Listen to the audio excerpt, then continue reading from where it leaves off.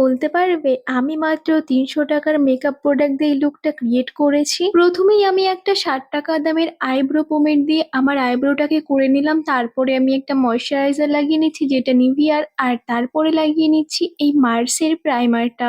আর এটার দাম ছিল ২৮৫ টাকা। তারপরে আমি এই মার্সের কালার কারেক্টার প্যালেট থেকে কালার কারেক্টিং করে নিচ্ছি, আর এই প্যালেটটার দাম ছিল ৩২৫ টাকা। তারপরে আমি একটা ল্যাকমির ফাউন্ডেশন লাগিয়ে নিচ্ছি যেটা আমি ১০০ টাকা দিয়ে কিনেছিলাম। আর এই সেম প্যালেট থেকেই আমি আমার হাইলাইটিং এরিয়াগুলোকে হাইলাইট করে নিচ্ছি, আর এই সেম প্যালেট থেকেই আমি কিন্তু কন্ট্রোলও করে নিচ্ছি। তারপরে আমি খুব ভালোভাবে এগুলোকে ব্লেন্ড করে নিচ্ছি।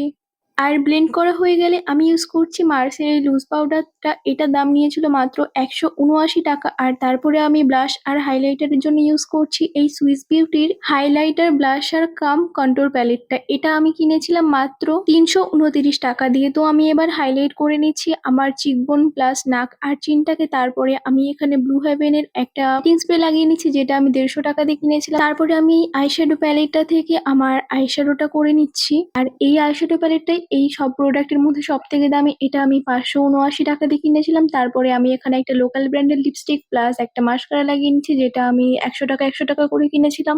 That's it guys. তো এই ৩০০ টাকার মেকআপটা তোমাদের কেমন লাগলো আমাকে কিন্তু অবশ্যই জানিও। আর টেকনিক জানলে কম টাকার প্রোডাক্ট দিয়েও ভালো মেকআপ করা যায়।